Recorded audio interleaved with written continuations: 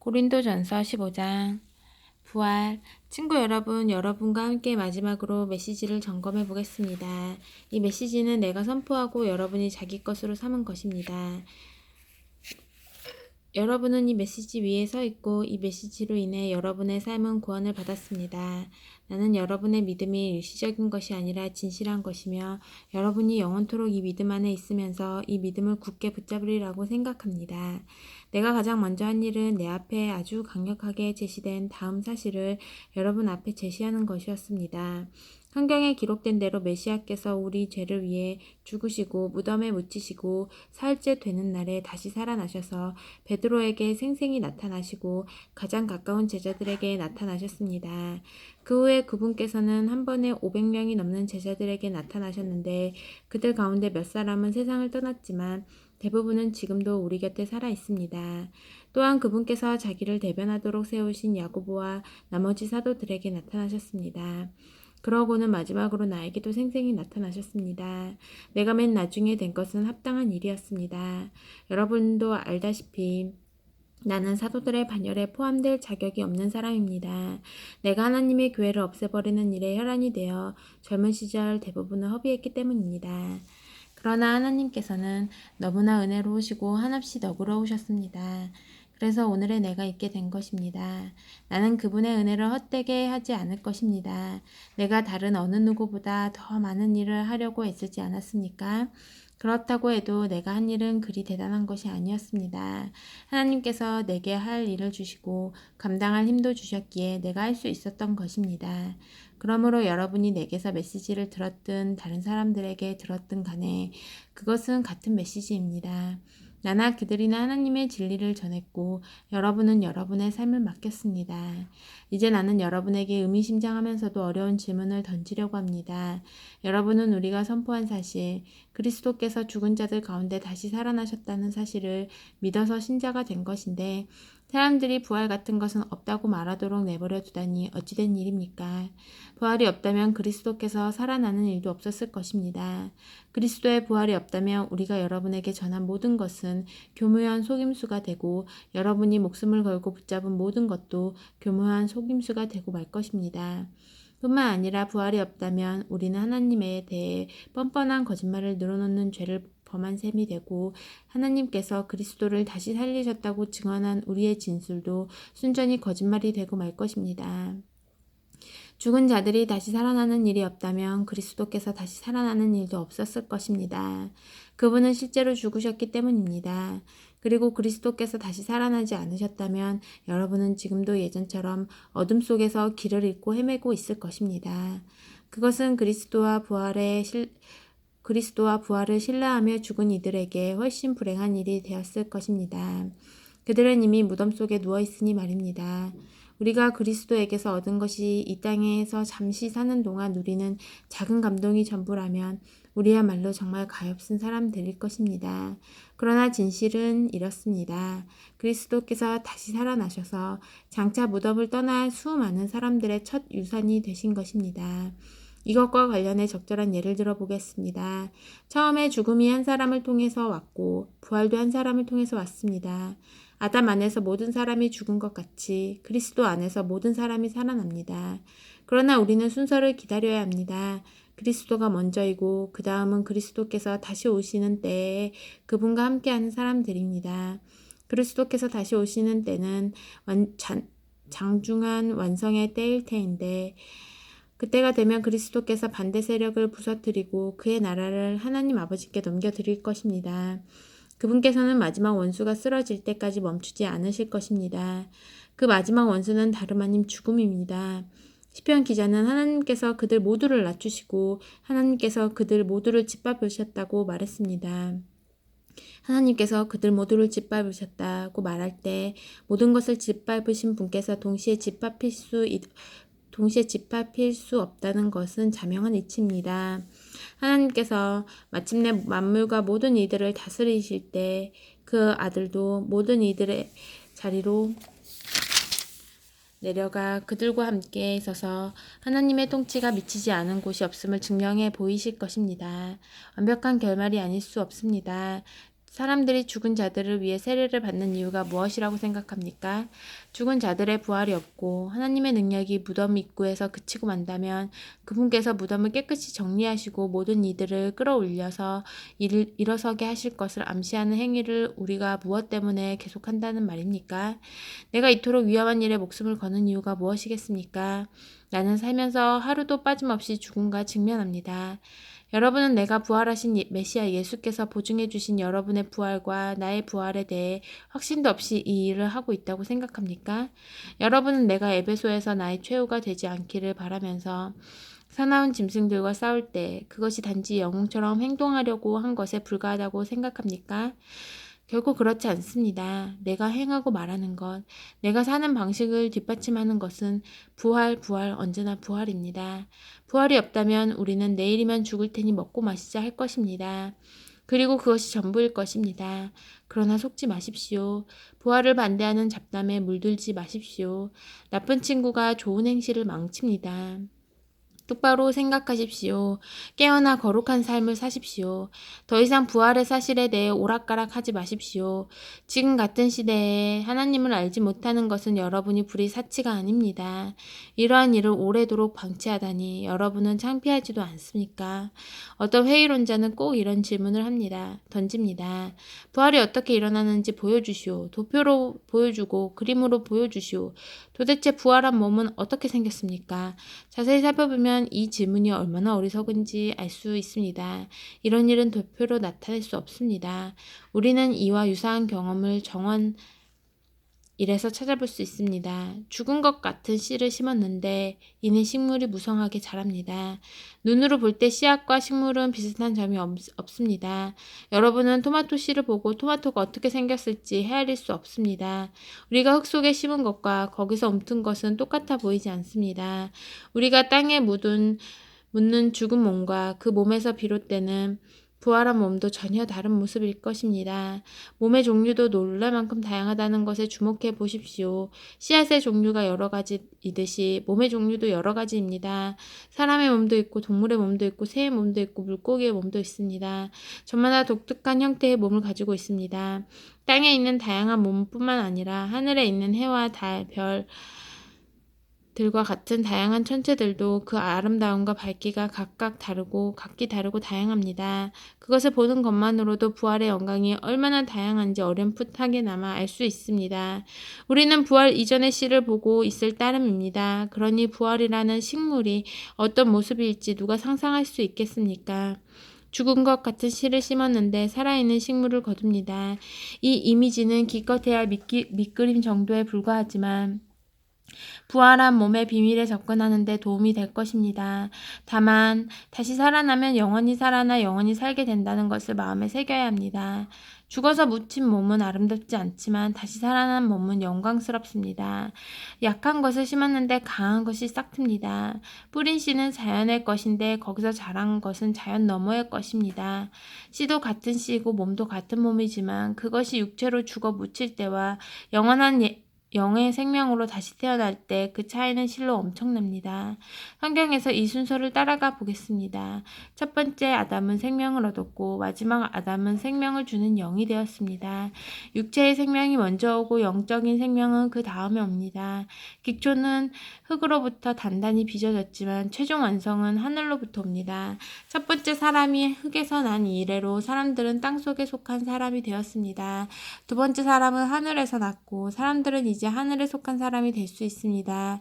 이제껏 우리는 땅에 뿌리를 두고 살아왔지만 이제는 하늘에 속하는 것을 목표로 삼아야 합니다. 친구 여러분, 내가 강조하고 싶은 것은 이것입니다. 땅속에 속한 우리의 삶은 그 본성상 우리를 하나님 나라로 인도해 주지 못합니다. 그 삶의 자연스러운 본성은 죽음입니다. 그러니 그 삶이 어떻게 마지막에 가서 자연스럽게 생명의 나라에 들어갈 수 있겠습니까? 그러나 나는 여러분에게 나도 다 이해하지 못하는 놀라운 비밀을 알려드리겠습니다. 우리는 모두 죽지 않고 변화될 것입니다. 여러분이 모든 소리를 잠재울 나팔 소리를 듣고 위를 쳐다보며 눈을 깜빡이는 순간 그 일은 끝날 것입니다.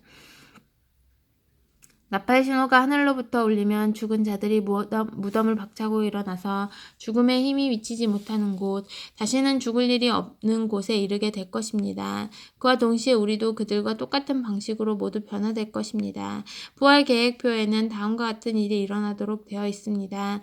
모든 썩을 것이 썩지 않을 것으로 바뀌고 죽을 수밖에 없는 것이 죽지 않을 것으로 바뀔 것입니다. 그때가 되면 다음의 말씀이 이루어질 것입니다. 생명이 죽음을 삼키고 승리를 거두었다. 오 죽음아, 누가 최종 결정권을 쥐었느냐? 오 죽음아, 이제 누가 너를 두려워하겠느냐?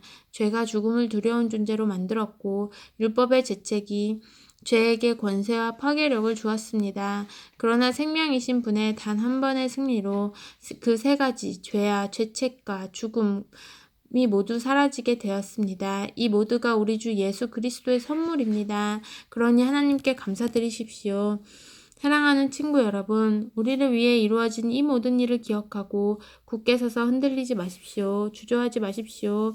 여러분이 주님을 위해 하는 일이 시간 낭비나 헛수고가 아님을 확신하여 주님의 일에 매진하십시오. 16장 여러분을 보러 가겠습니다.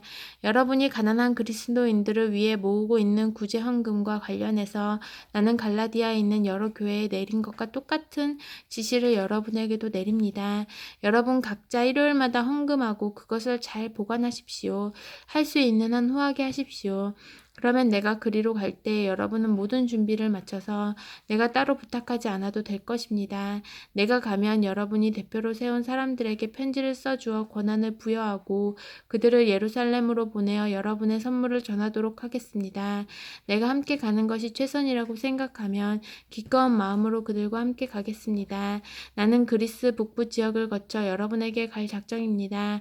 오래 머물 계획은 아니지만 한동안 여러분과 함께 지내며 겨울을 나게 될지도 모르는데 그래도 되겠습니까? 그런 다음에 여러분은 다음 행선지로 나를 보내주면 됩니다. 나는 다른 주요 행선지로 가는 도중에 여러분에게 잠깐 들르려는 것이 아닙니다. 나는 얼마 동안 편안한 마음으로 머물고 싶습니다. 주님께서 허락하시면 우리는 그 시간을 갖게 될 것입니다. 나는 지금 이곳 에베소에 머무르고 있습니다. 선한 일을 할 수 있는 큰 문이 이곳에 활짝 열렸으니까요. 물론 저항도 만만치 않습니다. 디모데가 그리로 가거든 잘 보살펴 주십시오. 그가 여러분 가운데서 마음 편히 지낼 수 있게 해주십시오. 그도 나처럼 주님을 위해 열심히 일하는 사람입니다. 그를 얕보는 사람이 없게 하십시오. 그리고 얼마 후에 여러분의 축복과 함께 그를 내게 보내주십시오. 내가 그를 기다리고 있다고 전해주십시오. 그와 함께 하던 벗들도 그를 기다리고 있습니다. 우리의 벗 아볼로에 관해서 말씀드리면 나는 그가 여러분을 방문할 수 있게 하려고 최선을 다했습니다. 그러나 아직 그를 설득하지 못했습니다. 지금은 적절한 때가 아니라고 생각하는 것 같습니다. 그러나 적절한 때가 올 것입니다. 깨어 있으십시오. 여러분의 믿음을 굳게 붙잡으십시오. 전력을 다하십시오. 확고해지십시오. 쉬지 말고 사랑하십시오. 친구 여러분, 나의 부탁을 들어주기 바랍니다. 스데바나 가족에게 특별한 관심을 기울여 주십시오. 여러분도 알다시피 그들은 그리스에서 얻은 첫 번째 회심자들입니다. 회심 이후로 그들은 그리스도인들을 섬기는 일에 헌신해 왔습니다. 나는 여러분이 이런 사람들을 존중하고 존경하기를 바랍니다. 그들은 바람직한 일이 무엇이며 그 일을 어떻게 해야 하는지를 보여주는 동료요, 일꾼입니다. 나는 스데바나와 부드나도와 아가이고가 나와 함께 있게 되어 얼마나 기쁜지 모릅니다. 그들이 내가 여러분과 함께하지 못해 아쉬워하는 마음을 어느 정도 채워주고 있습니다. 그들이 여러분과 나 사이의 소식을 전해주어 내 기운을 북돋아 주었습니다. 이런 사람들이 여러분 가운데 있음을 자랑으로 여기십시오. 이곳 서아시아에 있는 교회들이 여러분에게 안부를 전합니다. 아굴라와 브리스길라 그리고 그들의 집에 모이는 교회가 안부를 전합니다. 이곳에 있는 모든 벗들이 안부를 전합니다. 거룩한 포옹으로 주위에 안부를 전해 주십시오. 나 바울이 친필로 안부를 전합니다. 누구든지 주님을 사랑하지 않는 사람이 있으면 그를 내쫓으십시오. 주님을 위한 자리를 마련해 두십시오. 우리 주 예수께서 여러분에게 두 팔을 활짝 벌리고 계십니다. 나는 메시아이신 예수 안에서 여러분 모두를 사랑합니다. 고린도후서 1장. 나 바울은 하나님께서 친히 계획하신 특별한 임무를 띠고 메시아이신 예수에게서 보내심을 받았습니다. 나는 고린도에 있는 하나님의 교회와 아가야의 모든 믿는 이들에게 이 편지를 씁니다. 우리 아버지와 주 예수 그리스도께서 주시는 온갖 선물과 은혜가 여러분의 것이 되기를 바랍니다. 여러분이 알고 신뢰하는 디모데도 나와 함께 문안합니다. 우리를 건지시는 하나님, 우리 주님이시며 메시아이신 예수의 하나님 아버지께 모든 찬양을 드립니다. 모든 자비를 베풀어 주시는 아버지, 모든 위로의 하나님, 그분은 우리가 힘든 시기를 겪을 때 우리 곁에 오시는 분입니다. 또한 그분은 우리가 알아차리기도 전에 힘든 시기를 겪고 있는 다른 사람 곁으로 우리를 데려가셔서 그분께서 우리를 위로해 주셨듯이 우리도 그 사람을 위로하도록 힘주시는 분입니다. 우리가 메시아를 따르다 보면 힘겨운 시기를 많이 겪게 마련이지만 그분께서 주시는 치유와 위로의 복된 시기에 비하면 그 시기는 아무것도 아닙니다. 우리 역시 그러한 위로를 넘치게 받고 있습니다.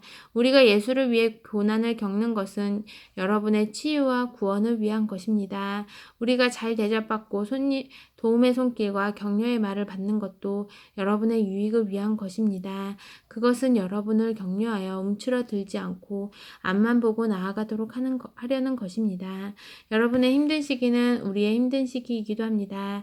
여러분이 복된 시기를 누릴 때와 마찬가지로 힘겨운 시기를 견뎌내는 모습을 보면서 우리는 여러분이 잘해낼 것을 조금도 의심하지 않습니다.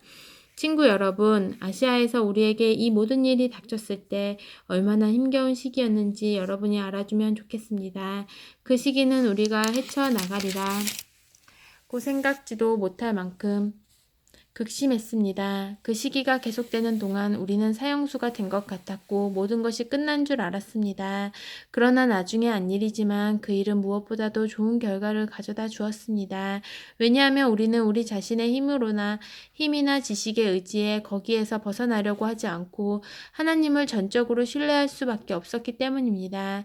그것은 틀린 생각이 아니었습니다. 그분께서는 죽은 자들을 다시 살리시는 하나님이시니까요. 그분께서는 그렇게 해주셨습니다. 피할 수 없는 죽음에서 우리를 건져주셨습니다. 하나님께서는 또다시 그렇게 해주실 것입니다. 우리가 구원을 필요로 할 때면 언제든지 우리를 건져주실 것입니다. 여러분과 여러분의 기도는 그 구조 작업의 일부입니다. 나는 여러분이 그 점에 관해서도 알고 있기를 바랍니다. 나는 우리를 건져주신 하나님께 찬양을 올려드리는 여러분의 얼굴을 지금도 볼 수 있습니다. 여러분의 기도가 우리를 구하는데 그토록 결정적인 역할을 한 것입니다. 최악의 상황이 지나간 지금 우리는 양심과 신앙을 더럽히지 않고 이 상황에서 벗어나게 된 것을 전할 수 있게 되어 무척 기쁩니다. 또한 다시 세상을 대할 수 있게 되어 기쁘기 그지없습니다. 더 중요한 것은 우리가 고개를 들고 떳떳하게 여러분을 대할 수 있게 되었다는 것입니다. 그러나 그것은 우리의 대단한 능력으로 된 것이 아닙니다. 하나님께서 우리가 무엇에도 굽히지 않고 그분께만 초점을 맞추게 해주셨기에 가능한 일이었습니다. 이 편지에서 행간을 읽으려 하거나 숨은 의도를 찾으려고 하지 마십시오.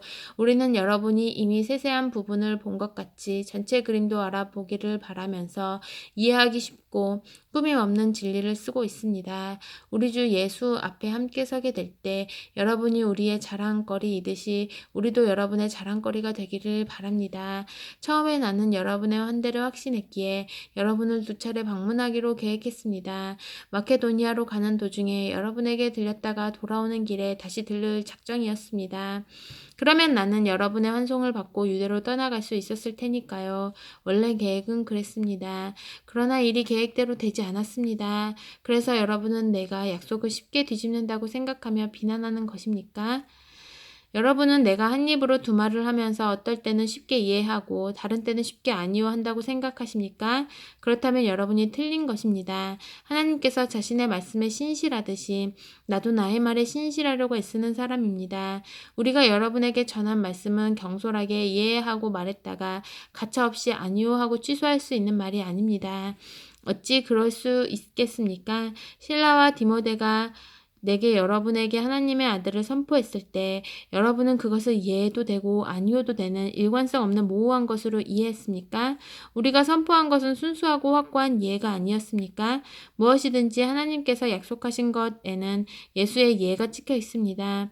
그분 안에서 우리가 전하고 기도하는 것도 그러합니다. 우리가 전하고 기도하는 것에는 위대한 아멘, 하나님의 예와 우리의 예가 아주 또렷하게 찍혀 있습니다. 하나님은 우리를 지지하시고 그리스도 안에서 우리를 믿을 수 있는 사람으로 만드시며 우리 안에 그분의 예를 새겨 넣으신 분입니다. 그분은 자기 영으로 우리에게 영원한 언약을 찍어 주셨습니다. 그분이 완성하고자 하시는 일을 확실하게 시작하신 것입니다. 내가 고린도에 있는 여러분에게 찾아가지 않는 진짜 이유를 들을 준비가 되었습니까? 하나님을 나의 증인으로 모시고 말하는데 내가 가지 않은 것은 여러분의 아픔을 덜어주기 위해서였습니다. 여러분에게 무관심해서도 아니고 여러분을 조종하려고 그런 것도 아니었습니다. 나는 여러분을 배려했을 따름입니다. 우리는 여러분이 믿음 생활을 어떻게 하고 있는지 감독하는 사람, 의혹을 품고 어깨너머로 여러분을 보며 흠을 잡는 사람이 아닙니다. 우리는 여러분과 함께 힘을 모아 일하면서 기쁜 마음으로 여러분을 바라보는 동역자입니다. 나는 여러분이 우리의 믿음이 아니라 여러분 자신의 믿음으로 서 있다는 것을 압니다. 아멘.